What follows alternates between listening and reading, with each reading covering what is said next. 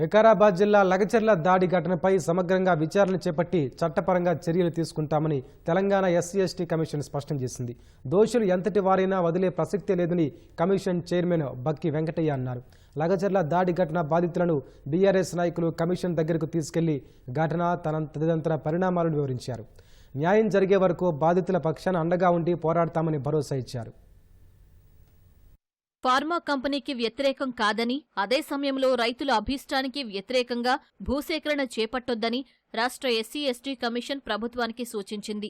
వికారాబాద్ జిల్లా కొడంగల్ నియోజకవర్గంలోని లగచర్ల గ్రామస్తులను బషీర్బాగ్లోని ఎస్సీ/ఎస్టీ కమిషన్ వద్దకు బీఆర్ఎస్ పార్టీ నాయకులు తీసుకెళ్లారు. వారి వెంట మాజీ మంత్రి సత్యవతి రాథోడ్, బీఆర్ఎస్ నేత ఆర్ఎస్ ప్రవీణ్ కుమార్, ఎమ్మెల్యే కోవ లక్ష్మి తదితరులున్నారు. రైతుల గోడు సావధానంగా విన్న కమిషన్ చైర్మన్ బక్కి వెంకటయ్య ప్రత్యామ్నాయంగా ఫార్మా కంపెనీని వేరే చోటకు తరలించే ప్రతిపాదనను పరిశీలించాలని కోరారు.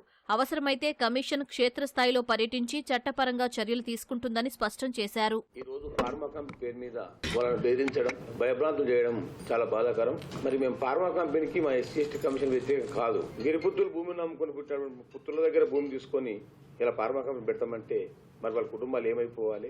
తప్పకుండా న్యాయం చేయాలి.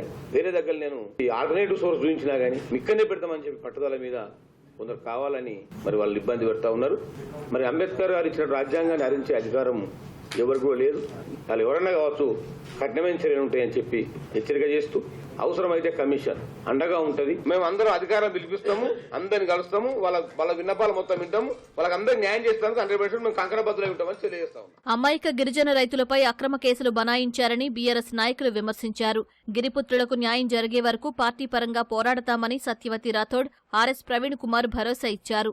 ఫార్మా విలేజ్ ప్రయత్నం మానుకుని పెట్టిన కేసులు ఉపసంహరించుకోవాలని కోరారు. మొన్నటి లగచర్ల ఘటనలో ఏదైతే బాధితులు ఉన్నారో అమాయకమైన గిరిజన సోదరులు అన్యాయంగా బలైండ్రు, అక్రమంగా కొట్టి ఇండ్ల మీద పడి అర్ధరాత్రి వాళ్లను భయభ్రాంతుల్ని చేసి నరేందర్ రెడ్డి గారితో పాటు 21 మందిని అరెస్ట్ చేశారు. ఎవరెక్కడున్నారో తెలియని పరిస్థితికి పూర్తి నమ్మకం, విశ్వాసం ఉంది వాళ్ళు న్యాయం చేస్తారని. రేవంత్ రెడ్డి గారు అధికారంలోకి వచ్చినాక ఇప్పటికి 25 సార్లు ఢిల్లీ వెళ్ళిండు. కానీ సొంత నియోజకవర్గాన్ని ఒక్కరోజు వెళ్లి రైతులను మెప్పించడంలో, ఒప్పించడంలో వైఫల్యం చెందిండు.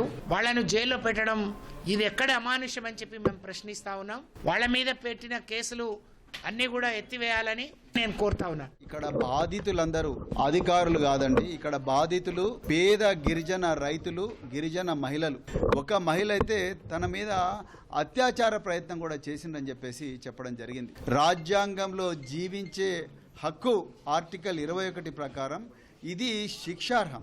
ఆ పోలీస్ అధికారులు ఎవరైతే ఈ అత్యాచార ప్రయత్నం చేసినారో వాళ్ళ మీద ఎస్సీ/ఎస్టీ ప్రివెన్షన్ ఆఫ్ అట్రాసిటీస్ యాక్ట్ కింద తప్పకుండా కేసు బుక్ చేస్తామని చెప్పడం జరిగింది. లగచర్ల దాడి ఘటనలో ప్రమేయం లేకున్నా అర్ధరాత్రి ఇళ్లలోకి వచ్చి అరెస్టు చేశారని మహిళలు ఆవేదన వ్యక్తం చేశారు. ప్రాణాలు పోయినా ఫార్మా విలేజ్ కి భూములు ఇవ్వబోమని స్పష్టం చేశారు. రైతు బిడ్డలం, రైతు వాళ్ళ భూములే ఎందుకు తీసుకుంటాడు రేవంత్ అన్న? మాకు ఫార్మా వద్దు, మా భూములు పోరాదు, మేము భూముల కోసం సావడానికైనా సిద్ధంగా ఉన్నాం. మా తాత ముత్తాత ఎప్పుడో సంపాదించిన భూములు అవి. మేము ఏడుస్తున్నాం భూముల కోసం. మర్డర్లు చేస్తే నువ్వు జైలు శిక్ష పడతారు. కారం పొడి రాళ్ళు ఎవరు దాడి చేసిండ్రు? మేమా? ఆడవాళ్ళ కూతురు నెత్తి వల్ల కోటుడు అయితే సరిపోయినా పోలీసు వాళ్ళకు? లగచర్ల ఘటనపై సమగ్ర దర్యాప్తు జరిపి కమిషన్ న్యాయం చేయాలని గ్రామస్తులు వేడుకున్నారు.